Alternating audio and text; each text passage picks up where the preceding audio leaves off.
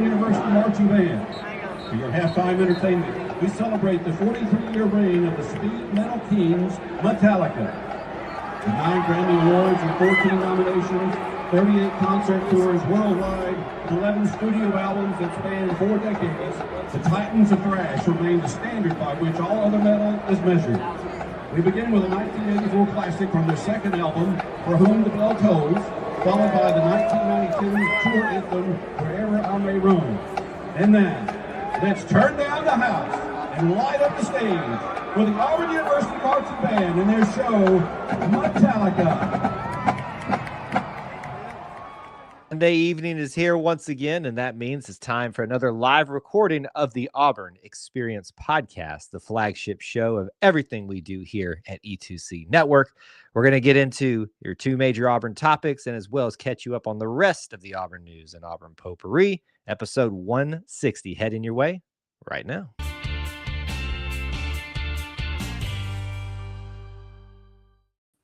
David Housel described it best. We are living the whole of the Auburn experience. You can quantify it, you can qualify it through a variety of methods, time, people, places, and things. But at its heart, at its core, you can always quantify and qualify, as I'm repeating myself here, the Auburn experience in Auburn sports, Auburn culture, Auburn family stuff. An easier way to say it, though, if it's orange and blue, it is what we do. So thank you so much for joining us in episode 160 of what we're going to be doing this evening here on the Auburn Experience. I'm your host, as always, Kyle Loomis, and I think my brain's not working this evening because of how chilly it is. I am wearing a sweater tonight, and my co-host, your favorite co-host of this show, let's be honest, is wearing what looks like an amazing Letterman's jacket of some type. And it's not, I know it's not technically, but it kind of looks like one, you know, a little the old A on there with it looks good, Austin. So welcome to the show, Styling and Profiling. I didn't come close to lettering in anything at Auburn, much less sports. Yeah, thanks, War Eagle, to you, War Eagle, to our viewers and listeners. It is freezing cold. It's been cold across the deep South this weekend, and my goodness, I'm just glad to see your lights are on and there's not icicles coming from your nose. There was a couple of days ago, maybe not from the nose, but just all around here. And certainly it makes me think, I know we've been talking about it for like weeks now on this show of the Auburn snow of last year, just reminiscing about that. And it made me very angry when we were here this week and we were predicted to get snow, at least some, not a substantial snow, but something on the ground. And I just said, you know what? I think I spent every bit of credit that I had of getting a good snow in Auburn last year, and I bet nothing's going to happen. And what happened? Basically, nothing happened. I mean, it snowed, but nothing stuck. Yeah. Literally, I want to here shout out to AJ Richardson, who you hear frequently and see frequently on our content here. He lives probably 30-ish minutes. We'll say 45 if you want to argue with me about it.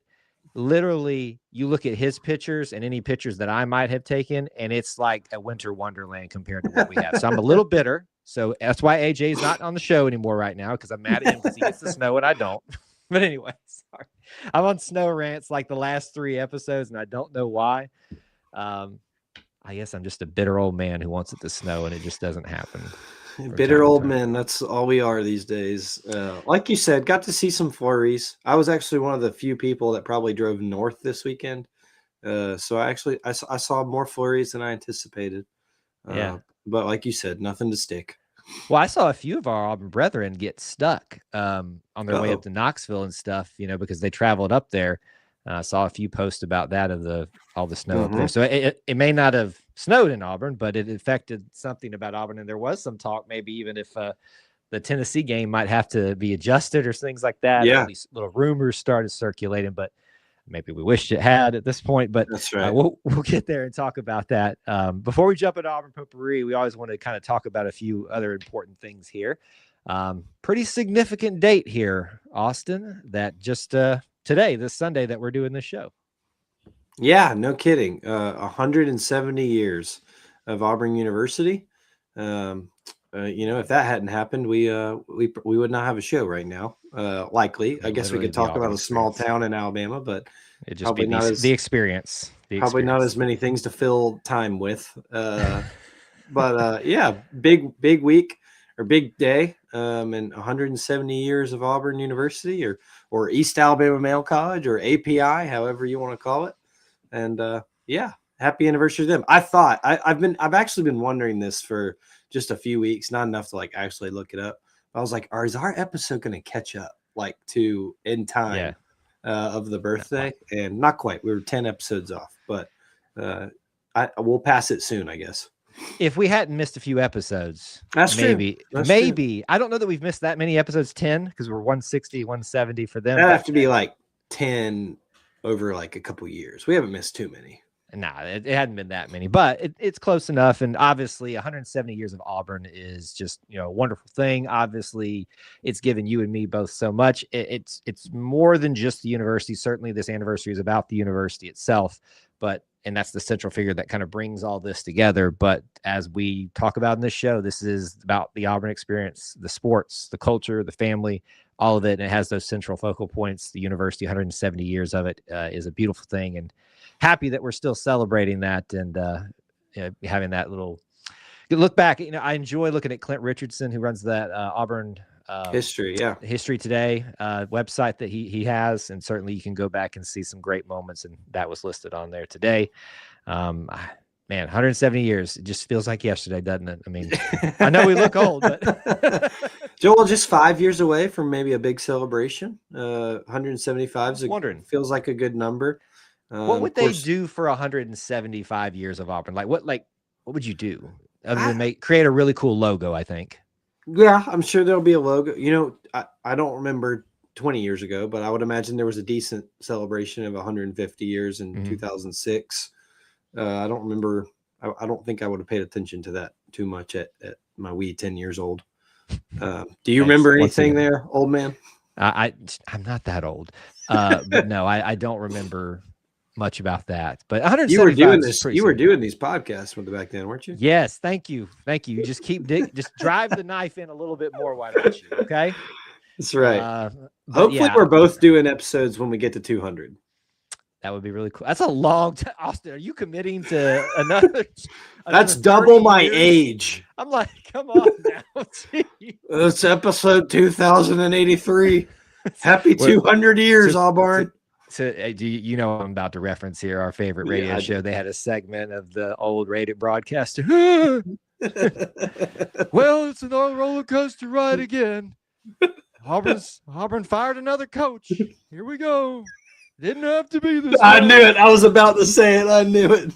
30 years later, I won't let it die for 30 years. All right.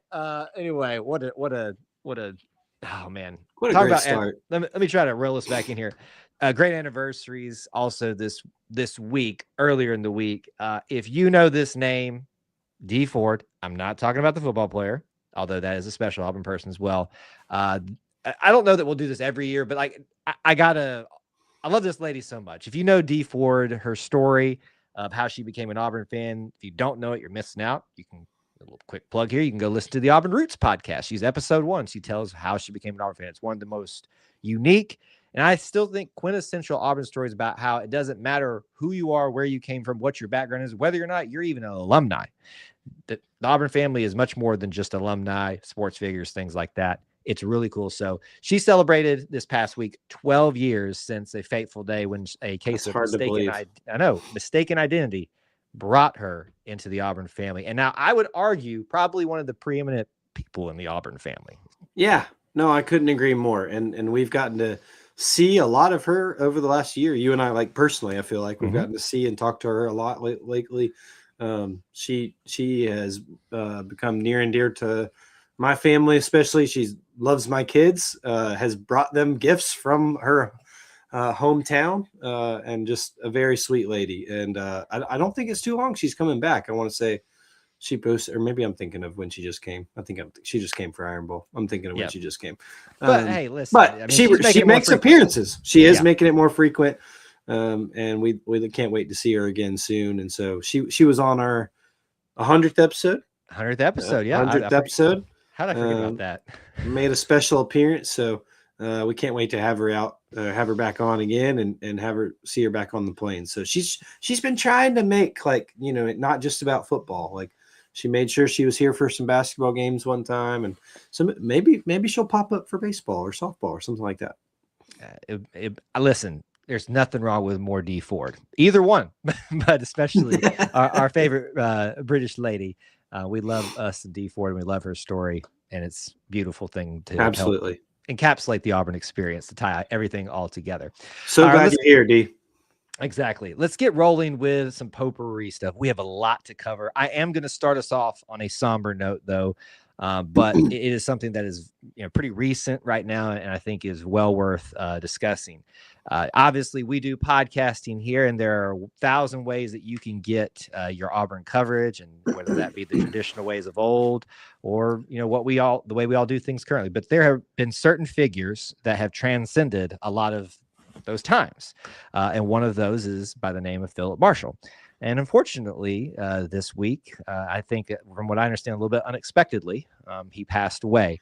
And if you know who Philip Marshall is, he is a longtime reporter around the Auburn space. I think I've got this correct. The Decatur Daily, the Montgomery Advertiser, Huntsville Times, or whatever the one is up there. And then, more recently and more what people are aware of, being part of Auburn 24/7, Auburn Undercover, as it was known in its first iterations, and all their mergers that they've all been through and stuff, but been a mainstay in the Auburn coverage for years. And did not have this on my bingo card this week, that this would be something we've been unfortunately hearing.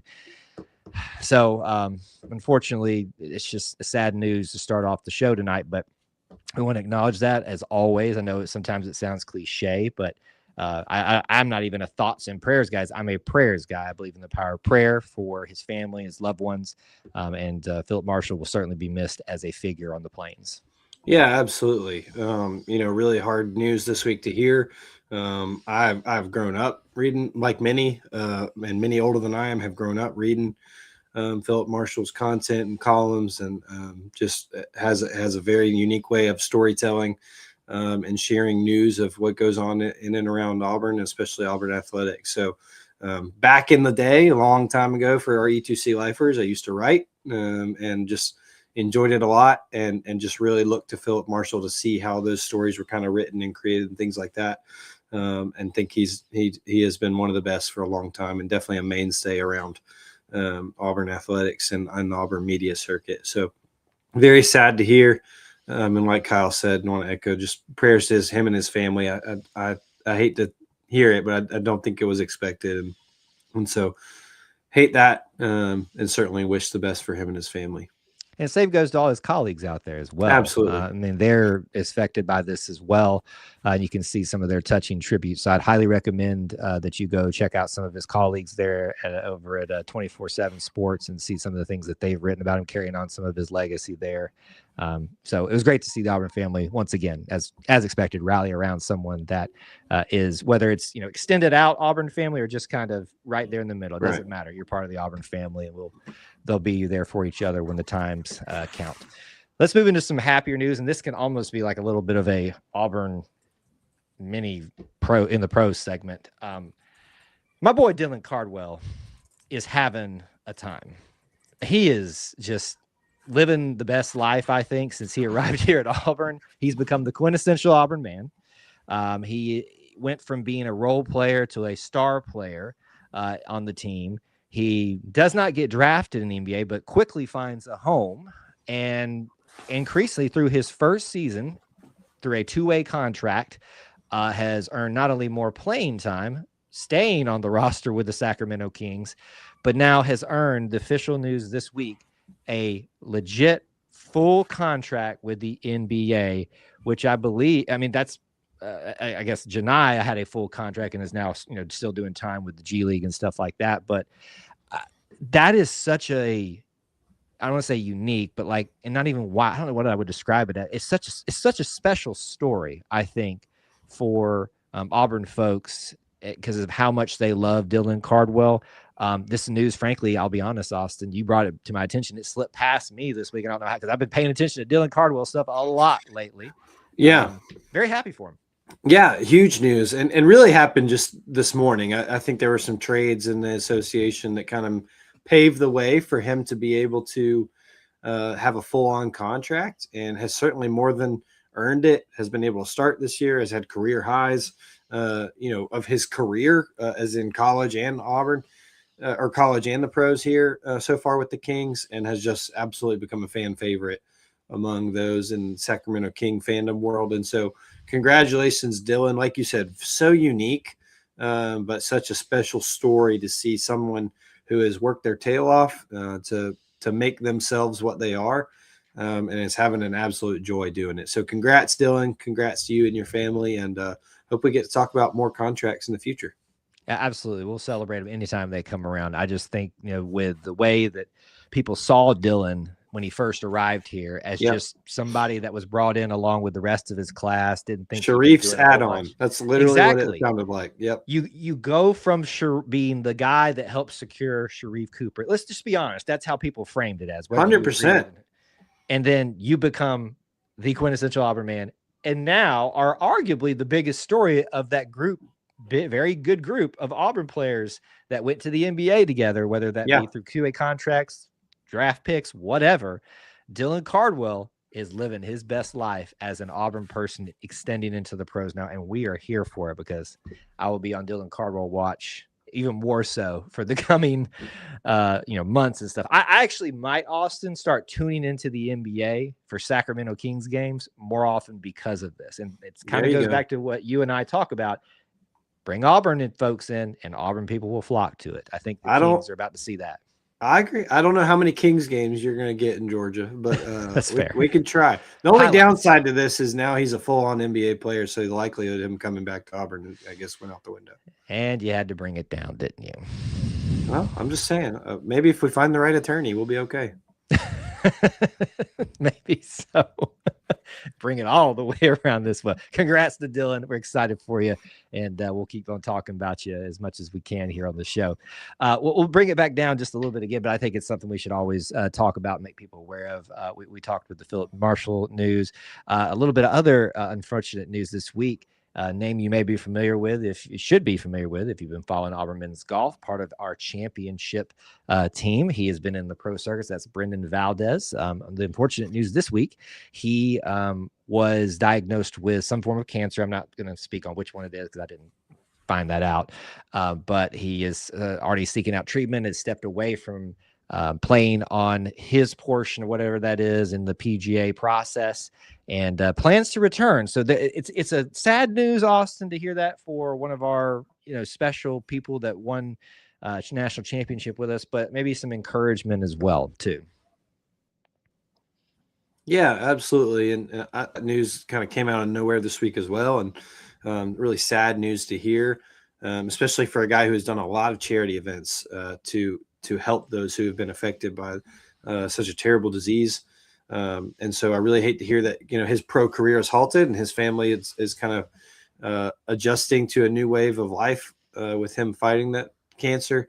But certainly praying for him and his family that things can be rectified quickly, and that he can get back to doing what he loves and supporting his family. But the Auburn family certainly praying for Brendan.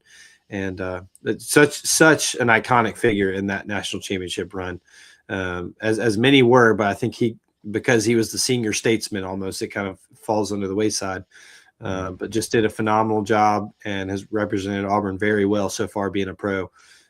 So just hope that he can get back up and going quickly, and praying the Lord has him in his hands closely. Absolutely. Prayers to you, Brennan, and we'll continue to do that for you, and hopefully we'll see you back out there and further into the PGA Tour as soon as you possibly can. But take care of yourself right now. Continuing on in our pros segment here, it is Super Bowl week. Or are we allowed to say Super Bowl? I thought at one point you weren't even allowed to say the big game, Kyle. Whatever. Don't get us sued, okay? Y'all come on the suit if you want to. There ain't much here for you to get. I don't know what you're going to take, but they take this. I guess this, I don't know. I can't even come up with what you could take. So there you go. They're going to take your Auburn Santa. The Super Bowl. Don't care. Auburn in the Super Bowl. We want to always talk about the guys that are in it. We did a little bit of this last week, but just for clarification point, Seahawks versus Patriots. Don't really love this. But no matter what, we knew we were going to have some Auburn folks on either side of this. Here are your participants for the Super Bowl. For the Seahawks players, we've got Derek Hall and Big Nehemiah one. Pritchett. Nice. On the Patriots side, we've got Carlton Davis. You should know that name. He is not only a big figure when he was here at Auburn, he is a excellent corner on multiple different teams in the NFL. And then you've also got coaching for the Seahawks, Josh Bynes. A little bit weird because I'm used to seeing him with the Ravens as a player. Yeah. And then Nico Thorpe, who played for the Seahawks, he's also been on staff there as well in some form of coaching position.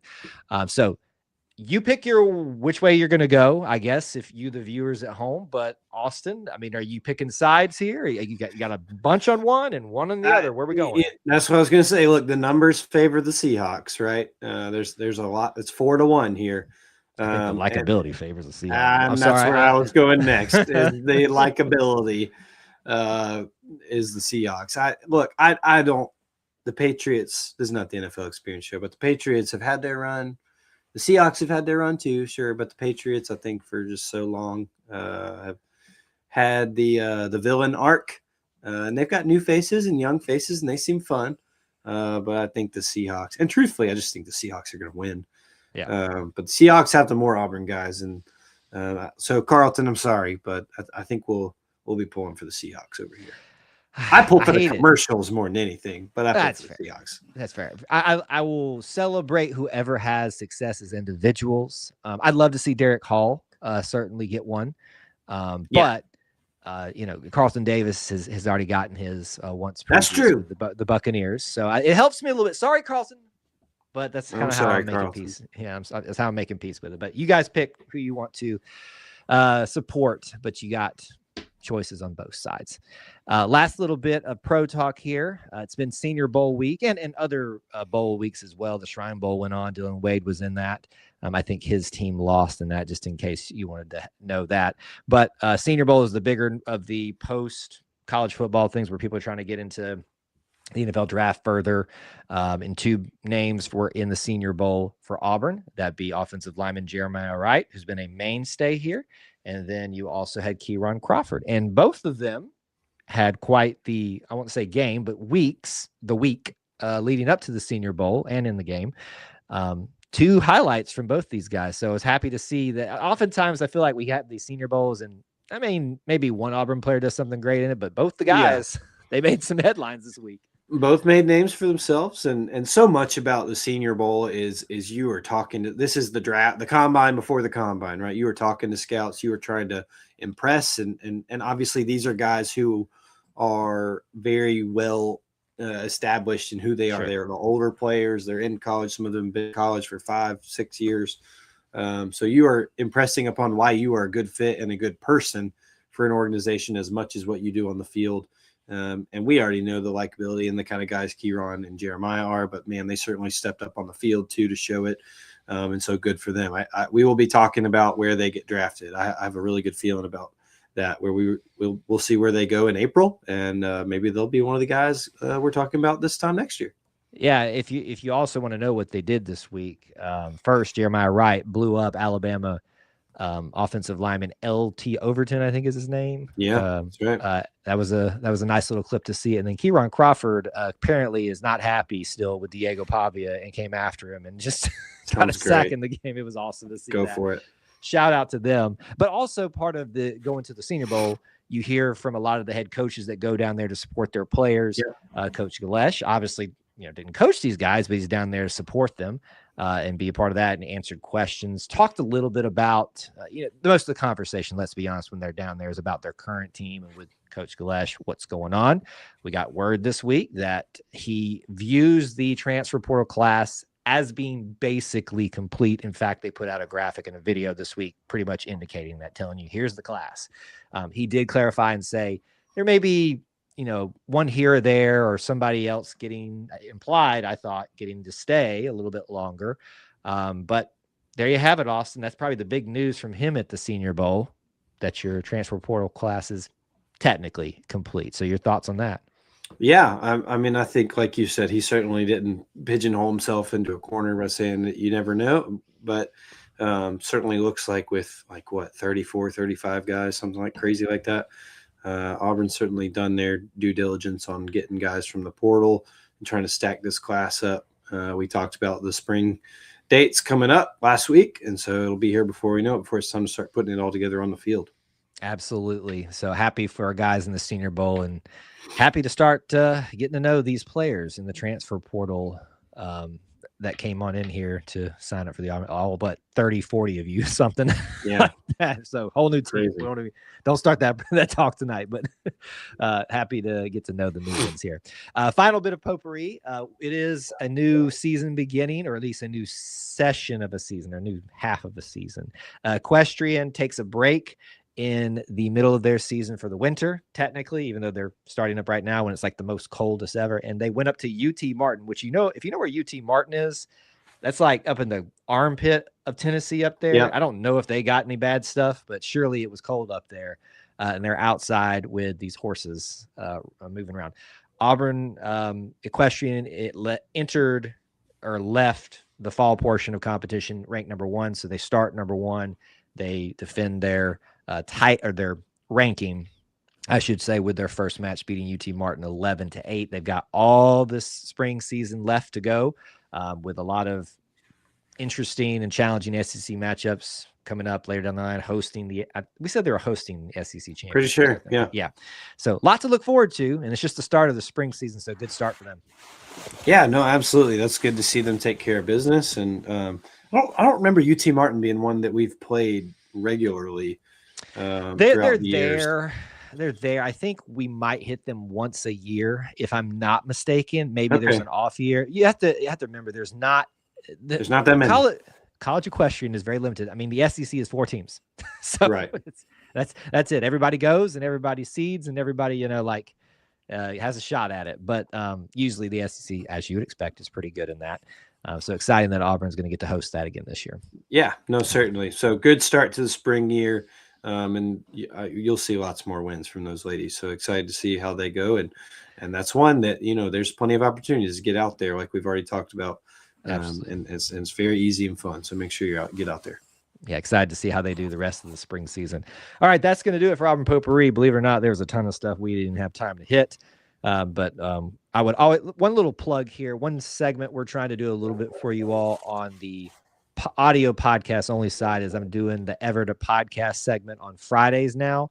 A lot of these things that you'll hear a little bit more on in that, but just in quick fashion to catch you up. But these are some of the bigger stories of the week, just to give you a little programming note. Main topic, or first one tonight, main topic number 1, basketball week discussion. Certainly one maybe not as exciting as the last week that we had with the Florida win and things like that, at least for the men's side. And the women had a little bit this week of just schedule changes. We'll talk about that at the end. But let's talk about the men. Here's your summary of the week. Big win at home in the middle of this very challenging primarily road portion of the SEC competition for them. They beat Texas 88-82. 4 wins in a row at that point. They overcame a 14-point deficit. Hall with 30 points again. A couple other points I want to talk about there. Then the Tennessee game, a little bit frustrating, 77-69. Tennessee is a good team as well in the SEC.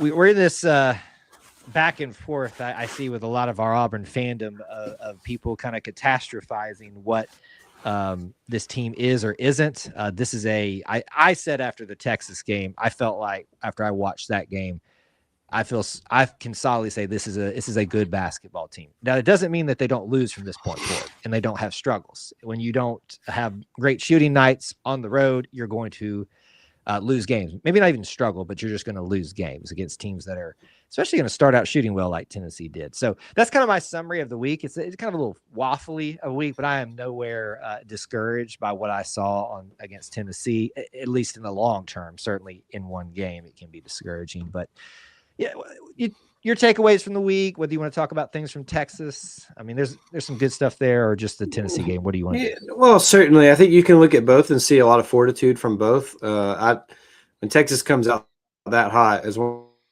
of the worst 3-point shooting teams, and they come out that hot, I forgot about just that. Auburn's moment. Just Auburn's moment. That they average about like 7 a game, and in the first 10 minutes they've hit 7, and it's just like they look unconscious. So, that to come back from that and really fight through that, especially at home with your crowd behind you, I thought that showed a lot. Obviously, you had Keyshawn Hall be who Keyshawn Hall is and just get buckets. And then, a different side of the coin with Tennessee, but just couldn't get over the hump. I thought you saw them get back in it a lot, like get it within 4, even 3, 5 or 6 times there in the second half, and then just couldn't get over the hump. And I don't really know if there's one thing to point to that why they couldn't get over the hump, but I think you could overall look at just it was a bad 3-point shooting night. Keyshawn Hall had like single digits for 70% of the game, and just it never came to fruition on how they could pull off the upset in Knoxville. But overall, like you said, I nothing about this week changes for me in what I view this team. I'm certainly not saying they're a non-tournament team. I still think that they are very much in the mix in this league. They're middle of the pack right now, and have had 1 or 2 games away from being in the upper echelon. I don't think that they're an elite team, and I think we've been saying that since the season started on the show. Yep. They are not an elite team. They are not last year's team, but they are a good team, and they're finding themselves out more and more each week. Also, they went on the road to a premier team and lost by single digits and was never out of it. Yeah. In this conference, you take that every time you can. So you get a bye week resting up here to just get everybody across the board on the same page, whether it's health or their shots are off or whatever. You get them all back on the same page before a big one this upcoming weekend. And certainly I think it's a good time for Auburn to have that. Let's remember too, last week Kyle and I talked about this. This was that stretch of games that Kyle and I said was going to be a very tough 5-game stretch. They'd won the first 3, they lost this one, and now there's 1 left. But you won 3 out of the 5, no matter what. I think you'd take that coming into SEC play. Yeah, absolutely. I do want to brag a little bit on this stat, tying a program record of only, and let me repeat that again, folks, only 3 turnovers in a basketball game for Auburn versus Texas. Now, I grant you, let's talk about context is important. If this is at home, certainly you'd hope you'd be a little bit more comfortable at home and have things like this. But for a 40-minute game, only 3 turnovers. That's it. That's impressive. And it's also impressive that's been an Achilles heel at time for this team is turnovers. So grant you all the context in that. I still was really excited. And I kind of blew my mind. If you go back and watch the post-game stream, you're going to see me probably like, excuse me? Yeah. 3 turnovers in a game is just unheard of for the most part. I mean, unless you're just like the greatest team ever. Maybe the Harlem Globetrotters never turn over the ball. Probably not, or at least they don't admit that they do. I don't know. Yeah. But to me, Austin, that's a big improvement. Huge. And I think when you look at that on the offensive side, coupled it with, I think it was like the second half, 4 empty trips down the floor, or 85% they scored. So the offense became incredibly efficient in the second half.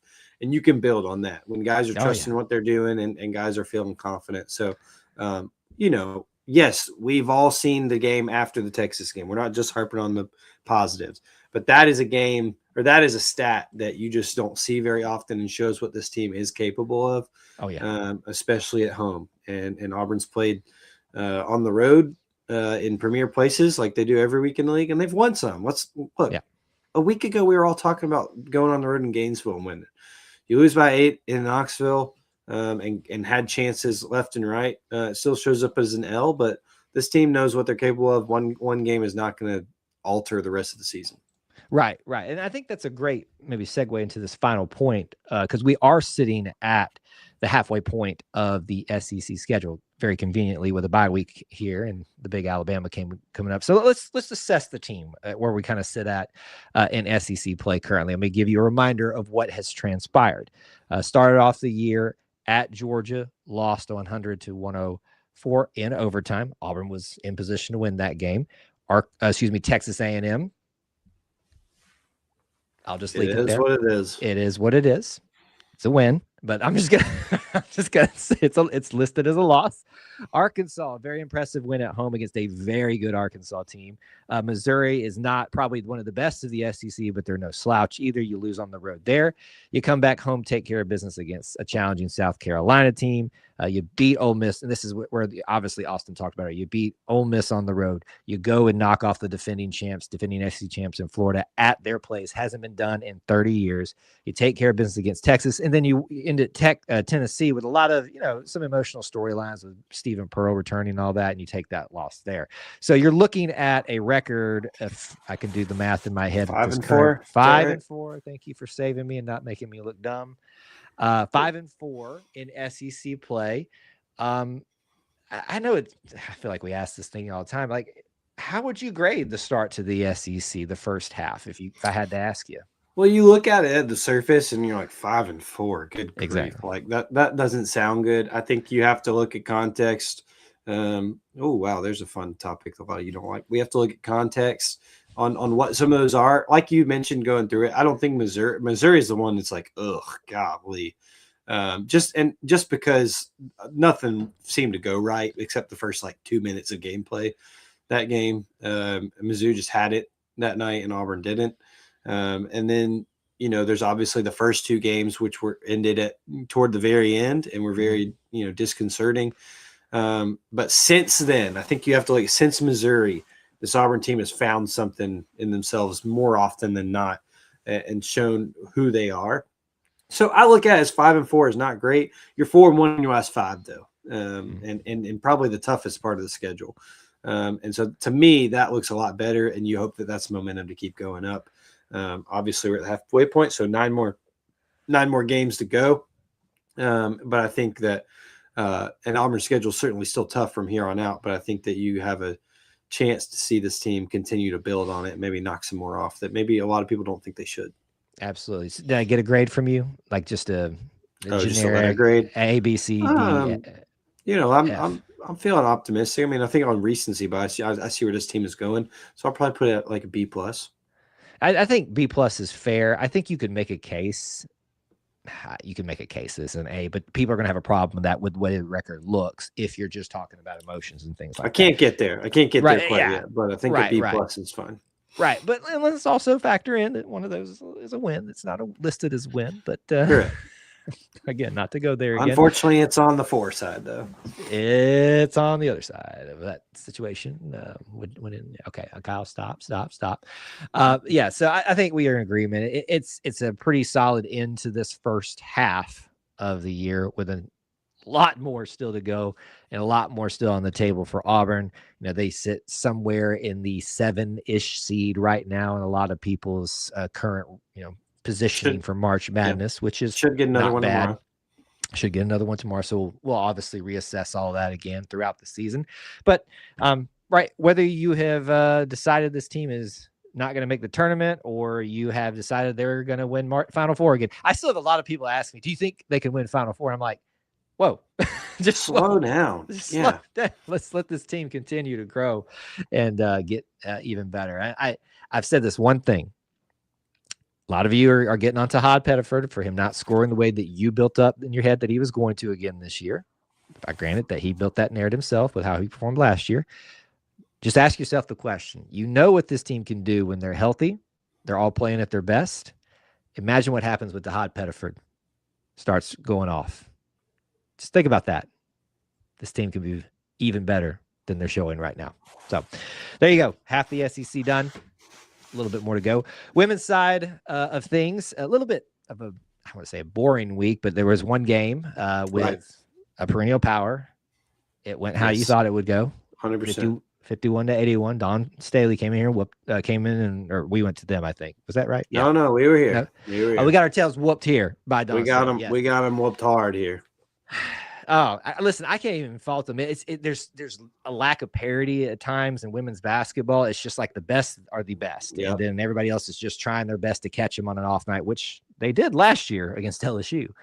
But that was a different regime, all that kind of stuff.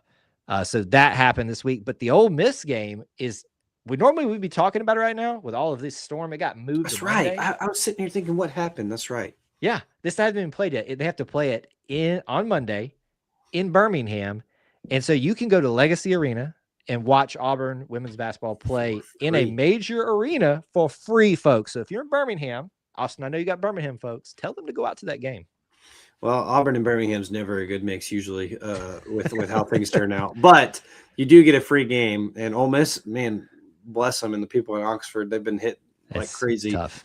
He's already played one game in Birmingham and took down a big team, another one of those not perennial, but another one of those powers in SEC in Vanderbilt. Yep. So it'll be a good game, really big game for Coach Vickers and this team to maybe get a little bit of a type of postseason feel on a neutral court and things like that. And Auburn fans can certainly make it a not neutral court, but really big game and really big opportunity for them. And like you said, the South Carolina game, that's a lot of how women's basketball, college basketball is in general. I think UConn today absolutely destroyed some poor top 25 team. And that there's just the difference in what that can be in women's college basketball. Certainly Auburn's still getting it going and trying to figure out how they can just jump up a couple spots is not quite ready for those teams, but certainly things to learn from. But big game tomorrow. And I think that could be a really exciting one. So get there if you can. One quick note, I saw it come from the athletic department through the SID office. I think I've got this stat in my head correct. I shared it on social media. 21 of 22 opponents this season, they have held them underneath their scoring average on the year. So why am I bringing this up? That's a foundation on defense. They're holding all these teams that they faced underneath what they're currently scoring. It's like small potatoes, right? Like, it's not something that people are going to get all excited about, but strong teams are built around defense. And I believe from what I've heard from Coach Vickers, that's where he wants his foundation to be. So you're seeing a little bit of that in some, at least statistical facts coming out of that. So take that for whatever it's worth for you as you think and consider this first year under Coach Larry Vickers. Final note in basketball before we move on, because they posted it today and I'm excited about it. Jungle Village is getting hinted at that it's coming back this weekend. At least that's the implication that I think is being made there with the bye week here and no game in the middle. Alabama game coming up. Certain storylines will be so fun to have fun with this week. So you and I have known how much we have covered Jungle Village, or Pearlville as it first was called, and had the Woodstock effect. I love this. It certainly has changed. We chronicled the issues that have happened in the past with managing crowds and excitement and stuff like that. But it's always good to see that the fans, the students, get so excited for Jungle Village, and it looks like they're already building the hype for that one. No, absolutely. I saw that today, kind of right before we got on, and certainly seems like this is the week to do it. Thank goodness they didn't have to do it this past weekend. It's always cold, but this weekend was nuts. So I hope that we'll get to see the sights and sounds from that this upcoming weekend. Have they announced game day? I'm not expecting it, but has it been announced? Not that I'm aware of, but I don't think so. At best when we stand a chance at is that Kentucky game with the Outlive game. But certainly if you want to have some fire and energy, there is a lot of that going on. Was it announced? We got Duke Carolina next weekend. So come on, it doesn't matter if we were actually having 2 good years, but it'll be a good game no matter what. So I look forward to that. And students just bundle up, bundle up. Just hang in there. It'll be a lot of fun. And be safe. We'll need the energy. Be safe, please. Be safe. Be orderly. We're gonna need the energy for next week. It's a big game. G League dropouts come to town. Well said. Well said. Okay. Final major topic this evening. Believe it or not, it is spring sports season. I know it is February 1st when we were recording this. It feels weird to be saying that, but we do this every year, folks. February comes around, a few of them get rolling. One of those is softball, and so we're going to spend the rest of our time here doing a softball preview for the 2026 season. We're going to try to do this in some segments for you as the best of our ability. Expectations for year 2, players you should know, non-conference and SEC games to be aware of, maybe a little bit of predictions at the end of this thing. That's what you got in store here. So let's start right at the top, Austin. We are sitting at the second year of the Coaches Malveaux era. Are you going to finally say it with me now? No, I'm not. I will not. The coaches Malvo begin year 2. Their first year record, for context, 32-21, 6-18 in SEC play. If I need to remind you kind of how the season went, they had an excellent non-conference performance, and then ran into the buzzsaw that is the SEC in all sports, but softball as well. But got some really surprising series wins, I think, there at times, if I remember correctly. So there's your groundwork. First year laid out there, a successful winning year, not necessarily an SEC conference play. So before we get into like players and games and stuff, Austin, what do you feel in year 2 is a reasonable expectation for Auburn softball, whatever that means to you? Yeah, well, I think the focus has to be on improving that conference play, and that's way easier said than done. But that's where it stacks up in this league, and where you can see if your team is elite or not, especially in the SEC, especially in softball. And so there will be more than enough chances for this team, especially at home and away, to see the best of the best and how they measure up. So 6-18, I think that a lot of those came on the back half of the year. That I think it took a few series to get that first SEC win for Coach Malvo and Coach Malvo. But I think that we'll see. Maybe that come a little bit earlier this year. And this team has stockpiled some talent to help them get that. The pitching I still expect to be really good. Just need the whole unit to come together. I know we're going to go into some players here in a second, but I think it's an exciting team, an exciting roster that's pretty young. Yeah, I think it's fair to look at last year and kind of, expect that's the goal. You improve every year. Now they set themselves a difficult task because they had a really great non-conference, which resulted in a pretty decent looking overall record. They made it to the NCAA tournament. They lost in the first round of the SEC tournament, lost in the first round of the NCAA tournament, but made it all the way to the end with Florida State in that regional play. So there's your framework. I'm just going to throw this out there, Austin. I think it would be reasonable for us to expect a higher, I don't know how to phrase this tonight. I'm struggling with phrasing things tonight. I think it's reasonable to think we could reach 50-50 in SEC play. So you've traditionally have 8 series. I think that is reasonable to think that could happen. That doubles your SEC wins from last year. It does double your SEC wins. I am just going to put it out there into the world, see how people think about it. I'm not saying there's any foundation for me to think about that. I'm just thinking about year 2. You've laid your foundation. If they can do that and match what they did in non-conference, we're going to have a good softball year. That's just where I'm sitting at right now. I mean, I think, like you said, they made a regional last year and made one where they got to the regional final. Of course, it was Florida State, so we'll probably go to Clemson this year. It's at But if you've watched the show long enough, softball's going to Clemson one way, hell or high water. So I think that, like you said, expecting that, not necessarily seeding to get higher, but maybe you match yourself up with a possible better one of those host seeds that you feel like not that you have a chance, but that it's a little more even. But all of that comes down to conference play and how you look in that. 50-50, I think, would be, given this conference and given where they're going to play and who they're playing, would be really great. I think we'd be ecstatic.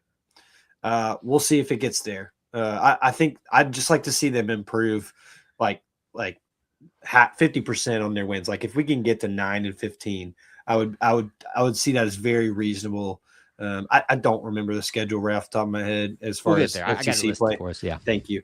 But I think that you have a chance, and let's not forget. No, I'm wrong. We're not hosting the SEC tournament, are we? That was last year. We're hosting a bunch of SEC tournaments this year, but it's not. I know. See, I was excited for that. But I think that this team has a big chance to make some moves. I think they've garnered players on the roster to add to the youthful talent, which is similar to the other diamond sport, that we'll get to see how they come together and if there's a little bit of a jump this year. Yeah. I think also just expectations. You made it to the SEC tournament, obviously, in the first round. Maybe getting to the second round would be reasonable. And also, maybe maybe pushing for hosting this year, or just Oh, getting boy. into a higher situation in terms of regional Yes, play. exactly. I know I'm giving a couple of lofty goals, but I think that's a fair thing to just put out there into the world. But you all make your own decisions based on our conversations here in the preview. All right, players to know. Listen, we're not going to do justice to this, and I'm not going to but we're going to give you at least a couple here to be aware of, because I know some of you are big Auburn softball fans, and some of you just kind of are getting into it in this new era. I'm going to give you a first one. Analia Adams. She's already got an All-SEC honor. Yes, ma'am. At least one, if not. Did she get multiple already, or just? I saw the one. Okay, I thought it may have been multiple. Last year, played first base and designated player is the title in softball. Splitting time there, so an infielder essentially is how she's listed. Good bat, good infielder, very versatile. She's already got all SEC expectations. What you think? Can she meet those this year? Well, year that's always the question on a player that comes in as a freshman and does really well. The book's out on you now. You're not sneaking up on anybody anymore, especially with these preseason accolades. I think she'll do great. I really do. I think she has the hitting mechanisms and the field play to be able to do really well in this league and continue to build upon that. But how she makes the people either in front of her, behind her in the lineup better, and the people around her better, it will probably be the question on how the whole team is elevated. So I'm excited for another year of Analia Adams, and I think she's going to have a great year. I think so as well. Certainly the book is out on you, as you said, so you won't catch anybody by surprise, and their sophomore slumps are not unheard of. However, let's see what she can do. She's obviously got the expectations built by the All-SEC nominations that have already coming in for her. Another name you're familiar with from last year, and here again as a junior, S.J. Guerin. Yes, ma'am. Left-handed pitcher for Auburn, and probably your anchor of the pitching staff, I would assume so, this year from my knowledge about it going forward. So there, it gives you a little bit of two ways to look at it, batting and hitting, and then batting and fielding, and then a pitcher to know here on the staff. SJ, I think, did a solid job for Auburn last year, and so hopefully she'll be that anchor again. Oh, yes. Sorry. I didn't know that. Yeah, no, I mean, same thing. She proved herself in the conference last year. If I remember right, she was, I think, the first commit of the Malveaux era we talked Sounds about. about right. I feel like Oklahoma. Yes, I feel like I remember us saying they talked about Oklahoma, or they talked about their experience in pitching. Sure. And she was the first commit off the bat, and it was not to be understated how much she did for Auburn last year and how much they needed her. She pitched a whole lot of innings. I think you can probably expect more of the same from her this upcoming year. Felt bad for her sometimes, as much as I know it's common in softball for you to get reworked back into. Yeah. They're able to do that in some situations back into the game after you've left. So I hope she is rested up and ready to go, because certainly she showed she can be that bell cow and go the distance in multiple ways, whether all the way through the game or coming in and out. So there's another name for you to know, players to know. Let's talk about the schedule a little bit. If I did my math correctly here, it is always scary when I do math, though. 39 games in non-conference play. I think that's right. I feel like it should be 40, so maybe I'm missing one there. But they're never round numbers. Well, and you never know, like some of these tournaments, it's like, oh, let's throw an extra game in there and never see what happens. And let's be honest, there's going to be a game canceled, rained out, postponed, not be made up. And 100%. It's what happens. It happens in baseball sometimes too, if there's a situation that's just too unmanageable. So think about that. But non-conference play, 39 games. Most of these are built in with certain classics or tournaments or showcases, however you'd like to describe them. Auburn's going to be playing in the NFCA Leadoff Classic. To me, Austin, when I look at this one, you're going to have probably comparisons for people would be the Players Era Tournament out in Vegas for men's basketball. I mean, your Notre Dame, Michigan State, Clemson, Pittsburgh, and Penn State. So a lot of big names there for you to remember. And some of the, Auburn's going to be amongst them in Clearwater, Florida, which they're very familiar playing with. So I think that's your marquee tournament of the year, I think, for Auburn. Well, that's what I was going to say. They're very familiar with Clearwater. It seems like we're starting the year in Clearwater every single year. Yes, and fall ball too. Correct. And so they're very familiar with it. Auburn's not a stranger to going down to Clearwater and playing against big time talent. Last year is when they went down there and surprised a lot of people. Yep. And had a lot of come from behind games, and started knocking off teams that people just didn't expect Auburn in a first year to do. So like we said about Annalie Adams and S.J. Guerin, Auburn's not sneaking up on anybody this year. They know the talent's there, and certainly everybody wants to be the SEC softball team. But that's a big marquee start to the year, and it all gets going this week. Absolutely, it does. A couple of other tournaments that they'll be playing in. They'll be hosting the War Eagle Classic. They'll also have the Jane B. Moore Memorial. It's usually how that goes to in the middle of non-conference play there. They'll also go out to California to take part in the Mary Nutter Classic, which is going to have Oregon, UCLA, BYU, Washington as well. So another tournament. That's a gauntlet. Yeah. We want to tell you about the front end of that. That first tournament was a gauntlet. This one is as well. And you got to do it all the way out in California. From Clearwater, they're familiar with. California, they're not. So an opportunity for them to make some noise. And then there's various other smatterings of non-conference and regional opponents as it is in baseball. Troy's in there, North Florida's in there. And then you've also got Virginia Tech coming for a 2-game series as well, which is probably like the cap on your non-conference before you get into the small midweek games that happen during conference play right there. 39 games in non-conference play last year. They won, excuse me, I don't have the math ready on 26-3. Yeah. Thank you. You were just saving me with the math tonight. So 26-3, let's just go with that and say that's what it was. Can they replicate it this year? I think the increase in talent says no, just in some of these teams and that they'll be playing against, as well as just Auburn, like I said, just not having a little bit more of a target on their back. But I think that it'll serve them well. And so I'm going to say no. I don't know a number, Kyle. I'm going to say, let's say 22-7. No, wait. No. That'd be 22-7, 29 games. It was 29? 39 games. Wow, math is hard for us here. Yeah, you jinxed me that I was sitting here doing good on math. Last year was 26-3, so it was 29 games last year. So it's 39. Did I say 39? I said 39 games, 29 games. I was like, we're playing 10 more non-conference. Okay. Well, then I'm going to stick with what I said, 22-7.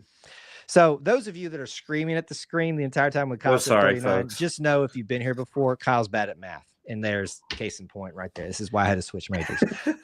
So with that in mind, you said 22-7, I think is what you liked. I'll go, just to be different, I'll do 23-6. 6. Yeah. 23-6. I did it. 23-6. All right. SEC play, 8 series to take part in. The series that you need to know about, or all of them, I'll list them for you here. At Auburn for Kentucky, at Oklahoma. You'll then go host Missouri at home, at Arkansas, home for Alabama, at Florida, home for Ole Miss, at LSU to round out the year. Doesn't matter who you're talking about. The SEC softball schedule is tough. Last year's schedule resulted in a 6-18 record. I set the precedent and our expectation discussions that I'd like to see us push at least for that 50 mark, which is going to be difficult to do. So what do you think about it? What excites you? What doesn't excite you about that SEC gauntlet? Oh, it's going to be hard. It's going to be very hard. And every week will be something they'll have to be, make sure they're right for and build up to. But in year 2, I do think this team has the talent that can do it and has the talent that can make some noise and improve on just 6 wins last year. Yeah. Getting to 50 on the SEC year, I don't know if I can get there yet, but it's going to be tough. I'm going to say they get 9 or 10. So not far, but that's pushing it. Is that okay with you? No, that's saying pushing improvement. 50%. Yeah, that's improvement. I'm setting a high benchmark for people to to aim for. I'm not Sure. saying that I'm qualified to predict that there. So, but look, so if you think about it this way, you've got, and I think it worked out that way, eight of these series, and then equal home and away. Your home ones are Kentucky.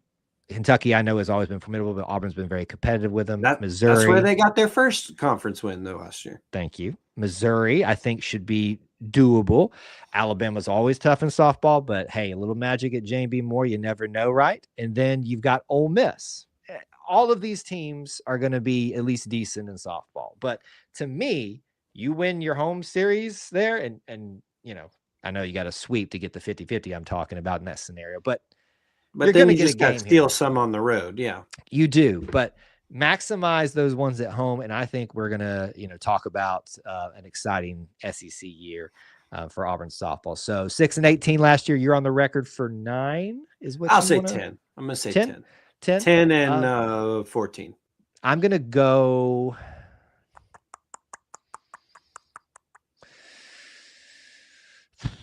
I'm going to stick with my 50-50. Oh boy. I'm going to stick with it. I'm going to stick with my 50-50 on that. So, 24 games, 12-12. I'm going to do it. Good job. Just to have some excitement out there for that. All right. We enter maybe some final predictions for Auburn softball to round out our conversation here. We have discussed it individually here. Your final record last year was 32-21. The math doesn't have to work out because we know we struggle at math here, Austin, and our other I got discussions. Mine. Okay. All right. Go ahead. So let's start with you. Final record prediction, since you are so amped and ready to go. I have to double check here. I think I've got us at, wow, that's going to be the exact same. Yeah. 32-21. Okay. Right? So you're matching it up? That'd be, I said 22-7 and then 10-14. Yeah, that's exactly what I'm saying. It's going to match up. But I want to preface this. Okay. Because of the level of talent and because of the increase in conference wins, I do think they get a better spot in hosting. I don't think they host, but I think they do get a better spot in seeding because you see all those metrics that show they're an improved team when you can win 10 games in the SEC. And that's not that record's not including what they do in the SEC tournament if they can steal 1 or 2. So I think that it might look the same exactly on paper, but I think they'll see more talent that'll provide them the opportunities to have a bigger strength of schedule as well as more conference wins and get them a little boost in seeding. And maybe they don't have to go play Clemson. All right, help me with the math on here so I don't have to look like an idiot again. You said 23-6. And 12-12. Okay. So you're at 35-18. 35-18. That's a 3-game. That's pretty good. That's a pretty good. Hey, I'll go 34-19. I'll go 34-19. Okay, so you'll drop one somewhere. I'll drop one somewhere just to give a little bit of leeway there. I'm going to be the optimist here on the record prediction. SEC tournament. How far do they make it? Just prediction, real quick. They'll win one. They get one step closer. I'm going to say they win one as well. Hopefully, it will not against your arch rivals and make a lot of emotion about that. Although that nearly worked out for them last year, but that'd be nice. You kind of mentioned it, but just to repeat it: hosting or no? High 2 seed, no hosting. High 2 seed, no hosting. High 2 seed. I'm going to go. I'll go high 2 seed with you as well. Yeah, and that's fine. And then how far into the NCAA tournament, making it to the end of the regional play with Florida State last year? What do you think this year? Yeah, you know what? High 2 seed. I'm going to say they definitely get to the regional final. Toss up. I just don't know. I think it would have to depend on a lot of factors. Don't think a lot of things would have to happen, but I don't think they get to host a sub-regional. But I think this team has all the capability of getting to a sub-regional with the amount of talent they're going to play and test themselves against. Exactly. Well, I'm going to be the optimist here again. There you go. Look, they're making it. They're going to the super regional. I'm good saying, cops and bad cops here. Super regional for Auburn softball this year, surprising a lot of people in an exciting year 2 for the Malveaux. But hey, what do we know? What do we know? What do we know? Clearly, we don't do math. So that was you can speak for yourself. Now you struggled a little bit too, so don't act like you didn't struggle a little bit too with it. Don't throw me under the bus over here. All right, With that being said, that's Auburn Softball 2026 preview, and that is going to do it for episode 160 of the Auburn Experience podcast. We appreciate you all being here. If you want to keep up with us, do so. Me as well. On the E2C Network accounts, DMs are open, e2cnetwork@gmail.com. Where can they find you? Yeah, at Austin G. Scott on just about anything, and I hope everybody has a great start to their February. It's Groundhog Day tomorrow, Kyle. We getting 6 more weeks of winter or what? Can I be honest? I kind of hope so because I want some snow. No. Yes. Terrible answer. What if you get another Auburn snowstorm? Nope. Daycare You do closed. not want to have that magical time again. I'll take one day. But that's fine. Okay, so one magical day. I had of snow, 5 last year. I'll take one day. which wasn't magical. No. One day. Has nothing to do with his 2 twin boys whatsoever. Just enough to get me out of work one day. There you go. And maybe daycare decides to stay open anyway. And maybe we can traverse the roads without danger. But Just hey, a little bit. I had a lot of fun last year on my little vacation. I'm so glad you did. And I would love to do it again. With that being said, thank you all for joining us. Episode 160 is in the books. Before we go, I remind you, the Auburn Creed asks you to do justly, love mercy, walk humbly with God. We ask you to do the same. War Eagle. War Eagle. All right, folks, there's the show. Thanks for sticking with a longer one today, but we got that softball preview, and I think we did good That's work right. there. It's hard to believe it starts this week. I know. It's just wild. Final thoughts for you, sir, or anything? No, I'm good. Hope everybody has a great week. I do not want 6 more weeks of winter. I also don't believe in a little rat that comes out of the ground. So, I mean, you don't have to. He's real, but like, there's a rat that comes out of the ground, and to be honest, let me get. I'm gonna drop my zoology on you. He's not a rat. He's. Oh my gosh. Technically, what is he? Tell me what he is. He is part of the squirrel family. Believe it or not. Well, he don't know how the weather works. He don't know how the weather works. he don't know what his shadow means as far as it comes to snow or not. But it's a fun thing we do, I guess, in this country, and we provided a great movie. So we should correlate it to like how often he sees his shadow and how often Auburn wins or loses the Iron Bowl or something like that, and see if there's any like statistics with there. And so I'm gonna reckon it's not good, at least recently. But if the groundhog sees a shadow, will Auburn pay a buyout? Who knows? There's the real question now at this point. And as he goes down into the hole, he goes, "It didn't have to be this way." What if Auburn had, man, these are the things we should have on the show. If Auburn had their version of Groundhog Day, what would it be? If the Eagle... Didn't we do this one year? Did we not discuss this? No way. I think we did. Surely I not. think we did. I think we asked what. Well, then we've been doing the show too long. If I can't remember the topics we covered. I think we said like... If the Eagle flies a full circle around the stadium, yes, Auburn will have 6 more weeks of winter. There we go. So I'll go back and look at some of I have all the flight footage. You can go see it on our YouTube channel. I'll go chart all of it. Chart it all. That's what we're going to do here. That's the type of content you get here at E2C Network, just not the math. So no, that's right. You get plenty of science. Not the math part of the science. Do you need to head out or you want to stick around? Yeah. Okay. All right. Thank you, sir, for sticking with us. And we'll so see you next week. See y'all. And next week, afternoon show. Yes. Afternoon show. Thank you. I was going to discuss that with him, and thank you for clarifying that right here, right now. No worries. No problem. All right, see everybody next week. All right. Bye. All right. Obviously, we've got some scheduled stuff to talk about and catch up with some of your commentary. We'll leave a little space for Q&A. Not a long time tonight, but a little bit because we went a little bit longer in the show.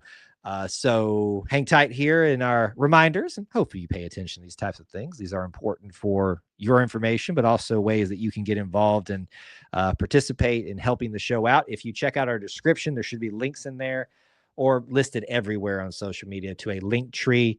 It's like a mini website. It gives you ways to contact us. It gives you ways to get involved if you want to sponsor some of you in a funny way or not.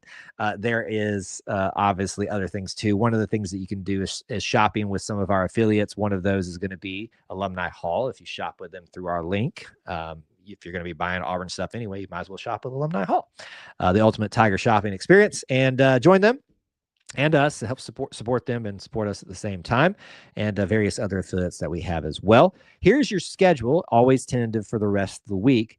Live streams, tons of content throughout the week, but live stream wise, no basketball game in the middle of the week. So we get a little bit of a break, a little bit of a lull, but that means no conflict, definitely, with Auburn Family Night. Live calls, chat. You guys pick the topics, join us.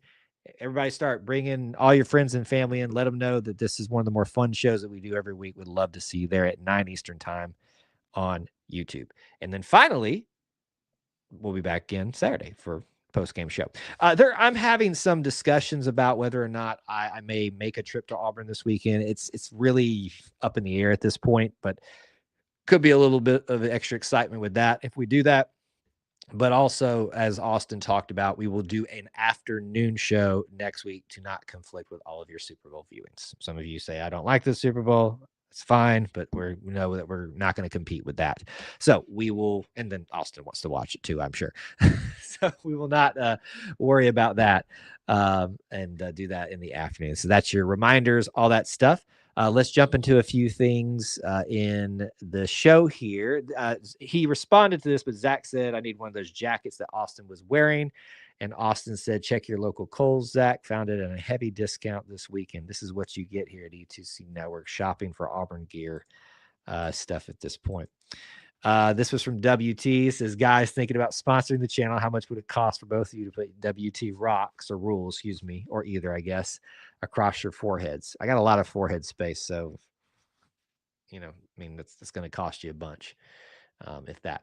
A couple of questions here came in through the show. And just as a reminder, because I saw a little bit of confusion about this, remember, folks, when we're doing this live stream on Sunday nights, it is a recording for a podcast. So we don't really interact with you guys very much during the show, but I leave a little space afterwards for us to interact, answer some questions and things like that. So if you've got any others, we can certainly do those at the end too.